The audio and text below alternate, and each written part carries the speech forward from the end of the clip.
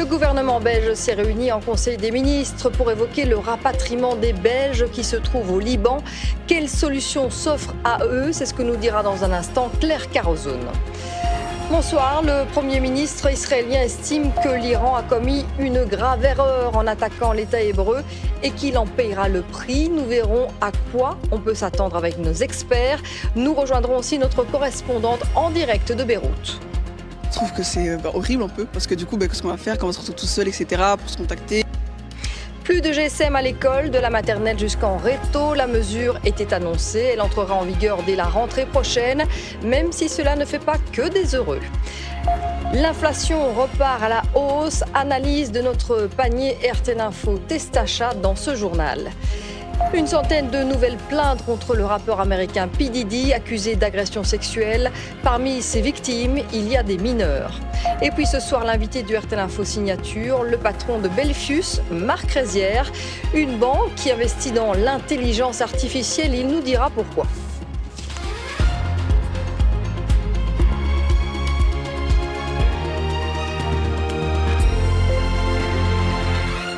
Ce soir, le ciel de Beyrouth au Liban est relativement calme après une journée où l'armée israélienne a continué son offensive envers le Hezbollah. Le Hezbollah libanais qui affirme résister par divers moyens à l'incursion israélienne qui a essuyé des pertes aujourd'hui. 8 soldats ont été tués lors de violents affrontements. Et c'est dans ce contexte extrêmement tendu que les affaires étrangères belges insistent pour que les Belges qui se trouvent au Liban quittent le territoire. Ils sont près de 1800, mais les places sur les vols commerciaux se font rares. Le gouvernement belge a tenu un conseil des ministres cet après-midi. Bonsoir Claire Carozone. Quelles sont les solutions que le gouvernement propose aux Belges qui souhaitent rentrer au pays ? Eh bien, le gouvernement leur promet de faire le maximum pour leur permettre de quitter le Liban au plus vite. Mais sur les 1800 Belges qui ont été comptabilisés au Liban, eh bien, moins d'une centaine souhaitent effectivement quitter le pays. Alors, les affaires étrangères se concentrent sur les solutions les plus évidentes pour l'instant. Trouver des tickets sur les vols commerciaux pour ces Belges. Les vols commerciaux qui partent encore de l'aéroport de Beyrouth, même s'ils sont de plus en plus réduits. Et la deuxième solution, eh bien, ce serait de trouver pour ces Belges des places sur les vols affrétés par nos voisins européens, l'Allemagne, la France ou encore les Pays-Bas. Cet après-midi, la Défense a aussi confirmé qu'elle se tenait prête en cas d'éventualité s'il fallait organiser un rapatriement d'urgence pour ces Belges, mais ce n'est pour l'instant pas le cas puisque, encore une fois, l'aéroport de Beyrouth continue de tourner, l'aéroport civil, et qu'il n'y a qu'une petite poignée de Belges qui souhaitent effectivement être rapatriés. En tout cas, pour ces Belges qui attendent une solution, les affaires étrangères confirment qu'elle sera trouvée dans les plus brefs délais. Je vous propose d'écouter à ce propos Hadja Labib, la ministre des Affaires étrangères. Ce ne sera pas dans 10 jours, ça va se faire rapidement. Nous sommes en concertation avec d'autres pays de l'Union européenne avec lesquels nous travaillons en solidarité, en concertation. Et donc dès que des places seront disponibles, soit sur les vols commerciaux, soit sur des vols organisés par d'autres États membres, nous leur signalerons bien sûr et ils pourront quitter le pays. Si l'aéroport civil n'est plus opérationnel, nous envisagerons bien sûr à ce moment-là l'envoi d'un vol de l'armée.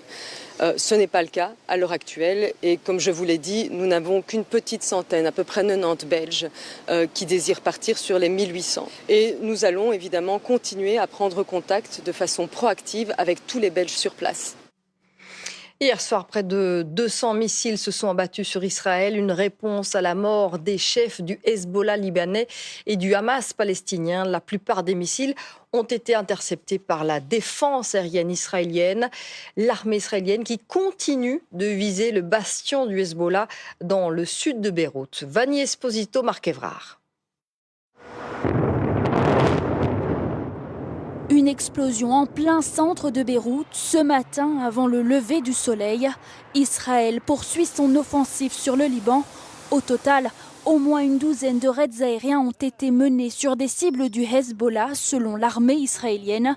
Les colonnes de fumée étaient encore visibles fin d'après-midi. Des bâtiments sont complètement détruits. La pluie de missiles envoyée hier soir depuis l'Iran sur Israël en soutien au Liban n'a pas changé la détermination de Benyamin Netanyahou. Il promet même une riposte sévère. L'Iran a commis une grave erreur ce soir et en paiera le prix.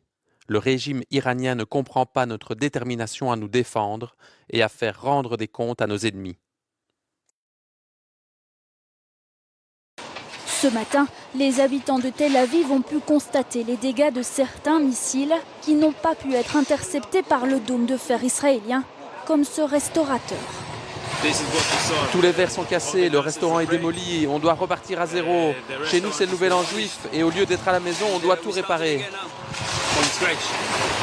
Fin d'après-midi, nous sommes entrés en contact avec le porte-parole de l'armée israélienne qui se trouve à Tel Aviv. Il nous confirme que 3 soldats israéliens ont été tués dans ces combats au sol au Liban. De ces raids pour détruire les infrastructures et les armes du Hezbollah, il y a eu donc un accrochage avec des terroristes. Ils ont perdu 8 hommes et 7 autres ont été gravement blessés. Il nous explique que les frappes israéliennes de cette nuit vers le Liban ne correspondent pas à la riposte officielle d'Israël.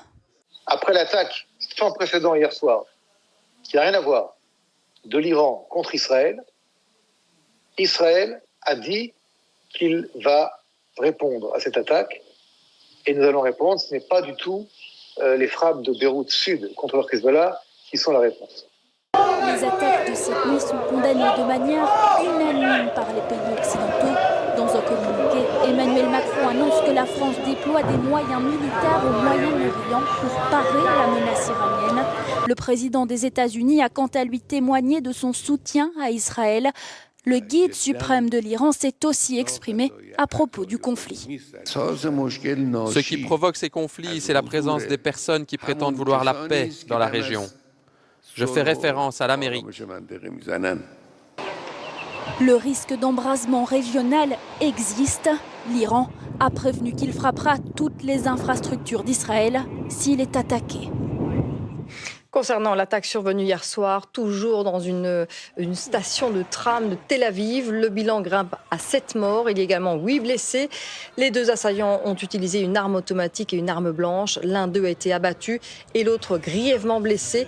L'attentat vient d'être revendiqué par le Hamas. Et en direct de Tel Aviv, on va retrouver notre correspondante Bethsabée Salem. Bonsoir. Le Premier ministre israélien a promis des représailles contre l'Iran. La population craint-elle une nouvelle attaque iranienne, surtout qu'aujourd'hui, on célèbre le Nouvel An juif?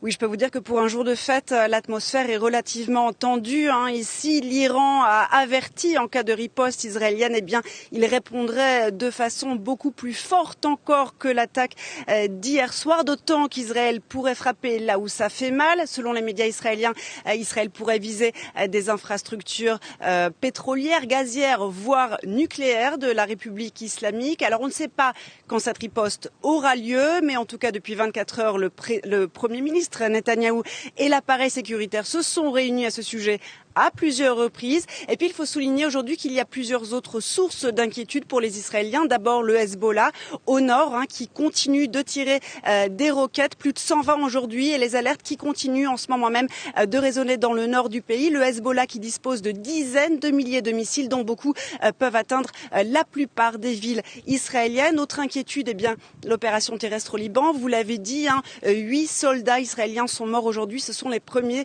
soldats qui sont morts à l'occasion de cette incursion terrestre. Et puis enfin, et surtout à Tel Aviv, l'attentat d'hier a rappelé aux habitants de Tel Aviv que le risque d'attentat, c'est une menace bien réelle. Un attentat peut arriver, on le sait ici, n'importe où et n'importe quand. Merci beaucoup Bethsabée Salem, notre correspondante en direct d'Israël. Pour nous éclairer dans ce dossier, 2 invités ce soir, notre spécialiste international Sébastien Rosenfeld et Didier Leroy, chercheur à l'Institut Royal Supérieur de la Défense. Bonsoir messieurs. Bonsoir.